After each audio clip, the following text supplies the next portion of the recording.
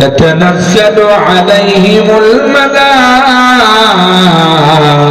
الملائكة ألا تخافوا ولا تحزنوا وأبشروا بالجنة التي كنتم توعدون نحن أولياؤكم في الحياة الدنيا وفي الآخرة ولكم فيها ما تشتهي أنفسكم ولكم فيها ما تدعون نزلا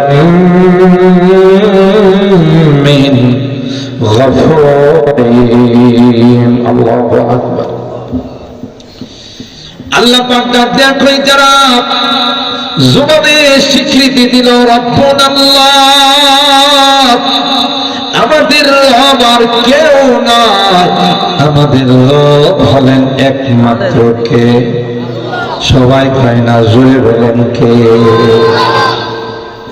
রব কারে কয় জানেননি পালনে ওয়ালা যা যিনি লালন পালন করে আরবিতে তাকে রব বলে শুধু শুধু লালন পালন নয় তারবিয়াতু শাইআন ফাশাইআন তাদরিজান লিতাদরিজি যখন যে জিনিসকে যা দিয়া লালন পালন করা দরকার সময় মতো তা দিয়া যিনি লালন পালন করেন তাকে বলা হয় রব মার পেটে যখন ছিলাম তখন আল্লাহ আমাদেরকে মার ব্লাড দিয়া মার নাভির সঙ্গে কানেকশন করে দিয়া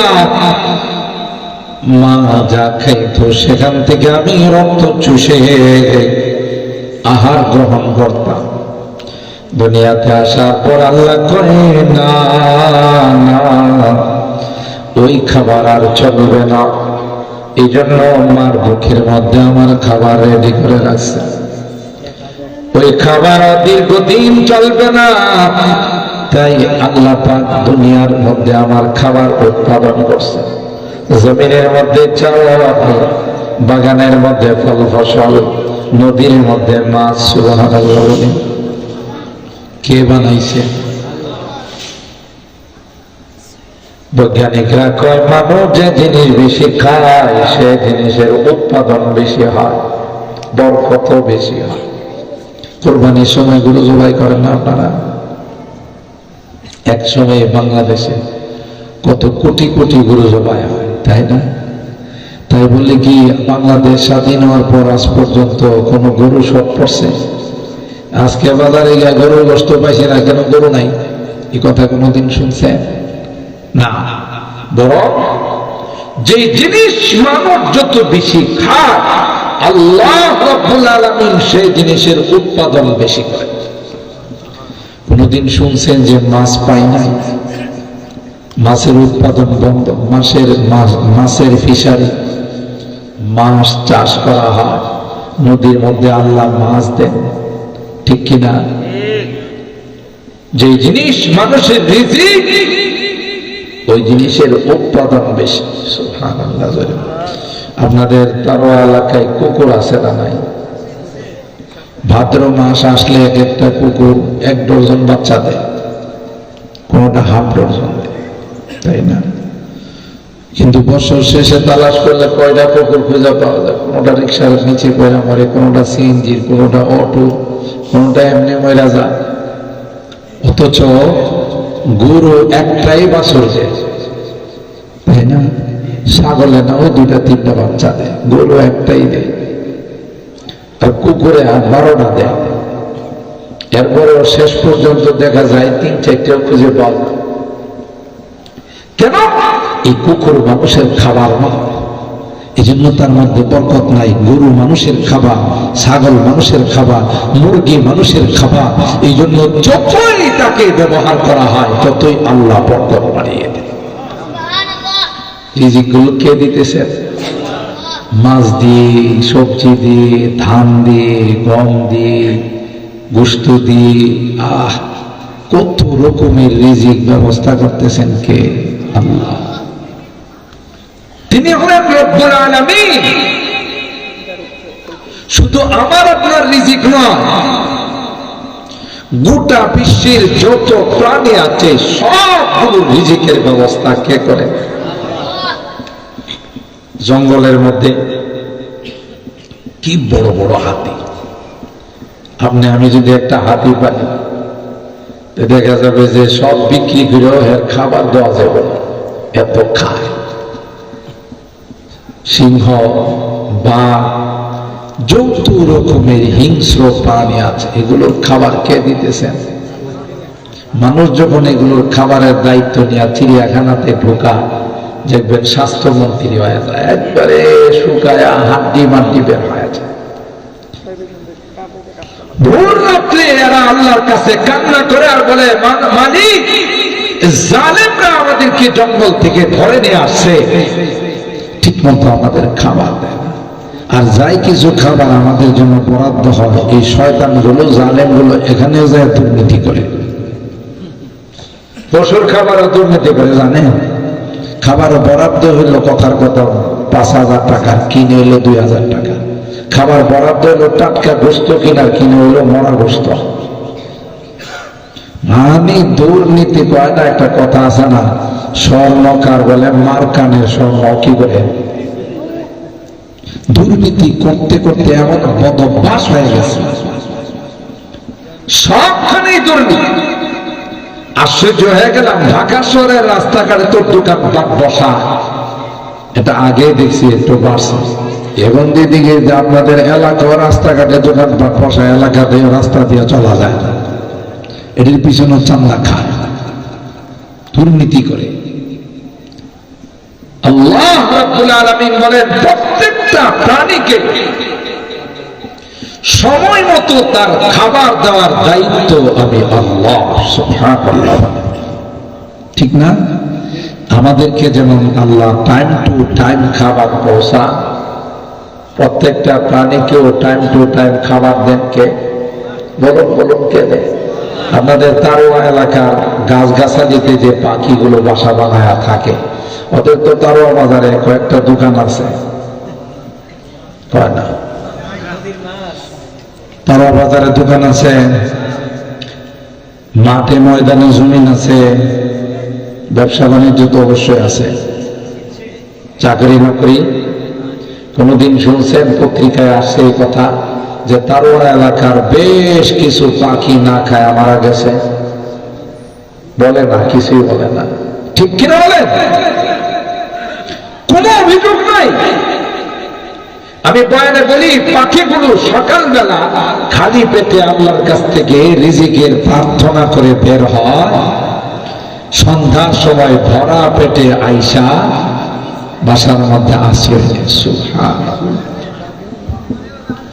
সন্ধ্যার সময় আমরা মনে করি পাখিগুলো কিচির মিচির চিচির মিচির করে, কোরআনে কয় না, ওয়া ইন মিন শাইইন ইল্লা ইউসাব্বিহু বিহামদিহি ওয়ালাকিন লা তাফকাহুনা তাসবিহাহু। তোমরা বুঝো না, প্রত্যেকটা প্রাণী তার ভাষায় আল্লাহর পবিত্রতা বর্ণনা করে, আল্লাহর তাসবিহ পড়ে রে। কেন? মালিকের কাছে কয়, মালিক, কোন দোকানপাট নাই, জমি জমা নাই, অফিস আদালত নাই, তোমার উপর পূর্ণাঙ্গ আস্থা রেখে রিজিকের তালাশে বের হয়ে গেলাম, জানি রে তুমি আমাদের রিজিকের দায়িত্ব নিয়েছো। সুবহানাল্লাহ। তাই তো আল্লাহর নাম নিয়ে পাখিগুলো বের হয়ে যায়, সন্ধ্যার সময় তার বাসার মধ্যে ফেরত আসে, আবার আয়সা কিচিরি মিচিরি করে পাখিগুলো আল্লাহর শুকরিয়া আদায় করে আর কয়, আল্লাহ, খালি পেটে বের হয়েছিলাম, ভরা পেটে তুমি বাসায় ফেরত পাঠাইলাম। পাখিদের যে বিশ্বাস আছে এইটুকুন তো আমাদের নাই। কি কষ্ট পাইতেছেন? যদি থাকতো তাইলে আমরা আশরাফুল মাখলুকা, সৃষ্টির সেরা জাতি, সকাল বেলায় বাইরে হয়ে রিজিকের সন্ধানে, রিজিকের উদ্দেশ্যে রাত্রে 11টা 12টার সময় বাড়িতে ফিরি, ব্রাহ্মণবাড়িয়া শহর থেকে, আশুগঞ্জের থেকে, তারোয়া বাজার থেকে, আড়াইশিদার থেকে। মাঝখানে আল্লাহ ডাকে আর বলে, গোলাম তুমি আমার কুদরতি পায়ে সিজদা দাও, ঠিক না? আমাকে 10টা মিনিট সময় দাও। আমাদের কাছে সেই সময়টা পর্যন্ত নাই। কথা বলেন ঠিক কিনা? কয়জনে নামাজ পড়ে? মসজিদে গেলে কিছু মুরব্বীদেরকে দেখা যায়, হিন্দু যুবকরা যায়, শুক্রবারে যায়, ওয়াক্তিয়াতে যায় না। শুক্রবারে জুমার নামাজ পড়ে মসজিদ থেকে আসার সময় খতিব সাহেবের কাছ থেকে 1 সপ্তাহ ছুটি নিয়ে আসে, মুসাফা করার হুজুর আগামী শুক্রবার আবার দেখা হবে। তার মানে কি? আজকে জমা করতে আসছে, আবার আগামী জমাতে আসবে। তাহলে 1 সপ্তাহ ছুটি নিল কার কাছ থেকে? খতিব সাহেবের কাছ থেকে, হুজুরের কাছ থেকে। হুজুর 1 সপ্তাহ নামাজের ছুটি। কি সপ্তাহে একবার খাইলে চলে না? প্রতিদিন খাওয়া লাগে? বলে না। খাওয়া যদি প্রতিদিন লাগে, নামাজ কেন প্রতিদিন পড়া লাগবে না? নামাজ কি সারা ইবাদত? ইবাদত, ইমানের পরে সবচাইতে দামি ইবাদত হলো নামাজ। সুবহানাল্লাহ। এই যুবক, তামাশার মধ্যে জীবনটা কাটাই দিও না। তামাশার জন্য আল্লাহ পাঠান।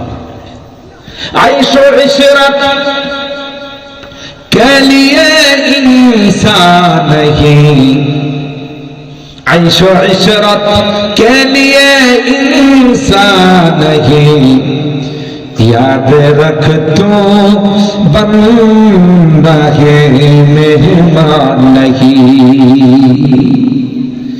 কবি ডাক দিয়া কয়, তামাশা করার জন্য দুনিয়াতে আসো নাই, হেলায় হেলায় জীবনটাকে নষ্ট করার জন্য দুনিয়াতে আসো না। দুনিয়াতে তো আমি পাঠাইছি রে জান্নাতের মালিক হওয়ার জন্য, কিছু কাজ করা। আমি তোমাদেরকে দুনিয়াতে পাঠানোর সময় আমার তাওহীদের শিক্ষা দিয়া পাঠাইছি, আর তোমাদের কি কথা বলে দিয়েছি, আলাস্তু বিরাব্বিকুম, আমি কি তোমাদের রব নহে? আমরা সবাই এক বাক্যে বলেছিলাম, ক্বালু বালা, অবশ্যই আপনি আমাদের রব। আল্লাহ বলেন, আমি জানি মনে রাখবো, মনে থাকবো না, তাই তোমাদেরকে যুগে যুগে মনে করে দেওয়ার জন্য আসমানি কিতাব নাযিল করব, আর আমার পক্ষ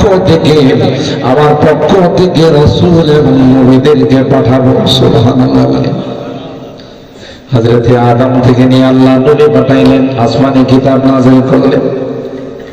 কারো কাছে ছোট, কারো কাছে বড়, হতে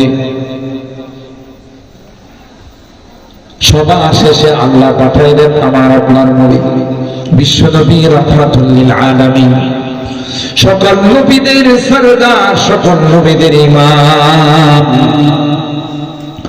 যাকে আল্লাহ সৃষ্টি না করলে, নবুয়ত না দিলে আদমের পক্ষেও নবী হওয়া সম্ভব ছিল না। ঠিক কিনা বলেন? আমরা তো আমাদের নবীকে চিনলাম না, আমাদের রাসূলকে, আমাদের পয়গম্বরকে চিনলাম। তিনি যে সকল নবীদের সরদার। আল্লাহর হাবিব নিজে বলেন, কুনতু নাবিয়্যান ওয়া আদাম বাইনাল মা'i ওয়াত তিন। এই উম্মত, আমার পরিচয় নাও, আমি তখন থেকে নবী যখন আদমের অস্তিত্ব হয় না। সুবহানাল্লাহ। বলেন, আমাদেরকে দেখলো এরা ওয়াহাবি, কাফের, আরো কত কিছু কয়। আহা, তুমি বুঝো না, আসলে তুমি বুঝো না বাবা। তুমি বোঝো না আমরা তোমাদেরই ভাই, আর যারা তোমাদেরকে এই গালিগুলো শেখায় এরা হলো স্বার্থবাস। কথা কি ঠিক বললাম? স্বার্থবাস। এরা তোমাদেরকে আইসেই বলে ওয়াহাবিদের সাথে মুসাফা করলেও গোনা হবে, ওয়াহাবিদেরকে সালাম দিলেও গোনা হবে, ওয়াহাবিদের দিকে তাকানো যাবে না। স্বার্থবাস। এরা উম্মতের মধ্যে ফেরকাবন্দি করার জন্য, ফাটল সৃষ্টি করার জন্য ফতোয়া দেয়। কথা কি ঠিক বললাম? নারাজ করতেছেন। কয়েকদিন মধ্যে নবীর এশক নাই। আরে বাবা, মুখী কইলে কি এশক হয়? যে যাকে ভালোবাসে তার আচরণে বোঝায়। এই যে আমার যুবকরা রোনালদোকে ভালোবাসিকে ভালোবাসে, দেখবেন যে চুল কাটে এমন স্টাইল করে, মাঝখানে বট গাছ আর চারপাশে হইল তিতাস নদী। কথা কয় না? আপনাদের তারও এলাকার যুবকরা অবশ্য এরকম না, অন্য এলাকার কথা বলতেছি। আমি এক যুবককে জিজ্ঞাসা করলাম, কিরে বাবা এটা আবার কোন স্টাইল রে? এটা হলো রোনালদোর স্টাইল। আবার দেখবেন গায়ে গেঞ্জি লাগায় হয়তো ছবি লাগা দেওয়া যায়। কিরে তুই এইরকম করছস কা? কহে আমি ভালোবাসি। তাতে বোঝা গেল যে যাকে ভালোবাসে তার চরিত্র, তার আখলাক, তার সুন্নত, তার বেশভূষা তার মধ্যে বাস্তবায়ন করে। এটা হলো ভালোবাসার মূল মাপকাঠি। মনে করেন আপনার স্ত্রী, প্রিয়তমা স্ত্রী, সারাদিন তাসবিহ জপে, আমি তোমাকে ভালোবাসি, আমি তোমাকে ভালোবাসি, তুমি আমার জানের জান, ফরানের ফরান। ঠিক না? স্বামী বলল, ও আমার প্রিয়তমা স্ত্রী, আমাকে এক গ্লাস শরবত দাও, বড় গরম লাগছে বাইরে থেকে আসে। হ্যাঁ, 1000 দানার তাসবিহ নিয়ে কই তোমাকে ভালোবাসি, তোমাকে ছাড়া কিছুই বুঝি না, শরবত দাও। কই সময় নাই। আপনাদের কি ধারণা এই ভালোবাসা ধুইয়া কি পানি খাইব? সে কি আদর করবো না লাথি মারবো? তোমারই ভালোবাসা, আমি কই শরবত দিতে, তুই বোঝা মানুষ ভালোবাসা। তাসির রাসূলা ওয়া আনতা তুযহিরু হুব্বাহু ওয়া হাযা লা'amরি ফিল কিয়াস বাদিউ। যে যাকে ভালোবাসে তার সুন্নাত এবং তার চরিত্র তার মধ্যে বাস্তবায়ন করে। কথা বলেন ঠিক কিনা? আর মুখে বলার নাম ভালোবাসা না, বাস্তবে ভালোবাসার পরিচয় দিতে হয় কাজে কর্মে। আল্লাহর হাবিব পাকে আল্লাহ পাক বলেন, কুল ইন কুনতুম তুহিব্বুনাল্লাহ ফাত্তাবিউনি ইউহিব্বুকুমুল্লাহ ওয়া ইয়াগফির লাকুম যুনুবাকুম ওয়াল্লাহু গফুরুর রাহিম। ও পয়গম্বর, আপনি পৃথিবীর মানুষকে জানিয়ে দেন, যদি তোমরা আল্লাহর ভালোবাসার দাবি করো, যদি বলো আমি আল্লাহকে ভালোবাসি, ফাত্তাবিউনি, এটার প্রমাণ দিতে হবে আমার অনুসরণের মাধ্যমে। সুবহানাল্লাহ বলেন। লাউ কানা হুব্বুকা সাদিকান লা আতাতাহু ফাইন্নাল মুহিব্বা লিমান ইউহিব্বু মুতিউ। যে যাকে ভালোবাসে তার অনুসরণ করে, তার কথা মানে, এটা হলো ভালোবাসার মাপকাঠি। ঠিক কিনা বলেন? শুধু মুখে বলার নাম ভালোবাসা নয়, মাথা থেকে পা পর্যন্ত যাকে ভালোবাসি তার কালচার, তার চরিত্র যদি আমার মধ্যে বাস্তবায়ন করি, তাইলে বোঝা যাবে আসল ভালোবাসা। কথাগুলো আমার বুঝতেছেন? ভালো করে বোঝেন। আমাদের মধ্যে ফেরকা বন্দি করার জন্য, একজনকে আরেকজনকে দূরে সরানোর জন্য কিছু মানুষ এসে ফিতনা সৃষ্টি করে। আমাদের যারা আমরা বয়ান করি, আলহামদুলিল্লাহ আমি গোটা বাংলাদেশে আলোচনা করি, আমার মতো এরকম বহু উলামায়ে কেরাম আছে। আপনারা কোনোদিন আমাদের ইউটিউবে বা আমাদের কোনো বয়ানে শুনছেন আমরা কাউকে কাফের বলে ফতোয়া দিছি? মানে যারা আলেম ওলামা আছে তাদেরকে কাফের বলে ফতোয়া দিছে। হ্যাঁ, যারা কাফের গোটা বিশ্বের সবার একমত, নবীর খাতমে নবুয়ত যারা মানে না তাদের বিষয়টা ভিন্ন। কথা বলা ঠিক কিনা? আমার নবীকে যারা খাতামুন নবীন মানে না, নবী মানে কিন্তু খাতমে নবুয়ত মানে না, তাদের ব্যাপারে গোটা বিশ্বের উলামায়ে কেরাম একমত যে এরা বেঈমান, এরা ঈমানদার নয়। কথা কয় না? কোনো দ্বিমত আছে? কোনো দ্বিমত নাই। বুঝেন কিন্তু কথাগুলো, কোনো দ্বিমত নাই। কেন? এরা নবী মানে খাতমে নবুয়ত মানে না। আল্লাহ রাব্বুল আলামিন সূরাতুল আহজাবের মধ্যে স্পষ্টভাবে জানিয়ে দিয়েছেন, মা কানা মুহাম্মাদুন আবা আহাদিন মির রিজালিকুম ওয়ালাকিন রাসূলুল্লাহি ওয়া খাতামান নবিয়্যিন। এই আয়াতের মধ্যে বলেন আমার নবী তিনি শুধু নবী নন, খাতামুন নবিয়্যিন, সমস্ত নবীদের শেষ। কথা বলেন ঠিক কিনা? তারপরে পৃথিবীতে আর কোন নবীর আগমন নাই। বলে ভাই, ঈমান থাকে না, ঈমান চলে যায়। আল্লাহর কোরআনের আয়াতকে অস্বীকার করছে। এই ফিতনা সৃষ্টি করার জন্য আল্লাহ নবীর জামানাতেও মুসাইলামাতুল কাযযাব নামে মিথ্যা নবুয়তের দাবিদার ছিলেন। বর্তমান বিশ্বে যারা মির্জা গোলাম আহমদ খান, এরাও বলে যে আমাদের নবী হলো মির্জা গোলাম আহমদ কাদিয়ানী। নাউযুবিল্লাহ। আপনারা এই বিষয়ে অনেক আলোচনা শুনছেন। আমার ওই ভাইদেরকেও আমি বলবো, যারা গোলাম আহমদ কাদিয়ানীর অনুসারী, আপনি যদি দুনিয়া থেকে ঈমান নিয়ে যাইতে চান তাওবা করেন। কথা বলেন ঠিক কিনা? এখনো সময় আছে। আপনি খালিস তাওবা করেন, তাহলে আল্লাহর কাছে নাজাত পাবেন। আর যদি এই আকীদা আর বিশ্বাস নিয়ে যান যে না মির্জা গোলাম আহমদ কাদিয়ানীও নবী, আপনি বেঈমান। আমি আপনাদের সহজভাবে বলি, বোঝার জন্য বলি, কেউ রাগ করেন না। আপনি বালিশটা মাথায় লাগায় একটু চিন্তা করেন। আদম আলাইহিস সালাতু ওয়াস সালাম থেকে নিয়ে আমাদের নবী পর্যন্ত কোন নবীকে আল্লাহ তাআলা এক ব্যাটারি বানায়া পাঠান নাই। এক ব্যাটারি বুঝেন 100 কানা। একজন নবী 100 কানা ছিল না। কথা বলেন ঠিক কিনা? কিন্তু আমার ওই ভাইরা যারা মির্জা গোলাম আহমদ কাদিয়ানীর অনুসারী, এই মির্জা গোলাম আহমদ কাদিয়ানী ছিল এক ব্যাটারি। বুঝতেছেন কথা? এক ব্যাটারি। 2 নাম্বার তার গুণ ছিল তাফসীরা। তাফসীরা বুঝেন তো? বাংলাতে একটা কথা আছে না, ছাগলে কি না খায় পাগলে কি না কয়, আছে না? ওই ছিল ওই মার্কা। কেন? প্রথমে বলছে আমি ছায়া নবী, আসল নবী না, নবীর ছায়া। প্রথমবার তার দাবি ছিল এটা। আবার কিছুদিন পরে কয় না আমার ওই দাবি থুকু, ওই দাবি থুকু। পরে এসে বলতেছে আমি ইমাম মাহদী, তার বইয়ের মধ্যে আছে। নবীর থেকে এখন গেছে বই ইমাম মাহদীতে গেছে। 3 নাম্বার বলতেছে যে আমি আসলে ট্রান্সজেন্ডার করে লিঙ্গ পরিবর্তন করে বিবি মরিয়ম। আপনারা দিন নাউযুবিল্লাহ কন্ট্রোল না।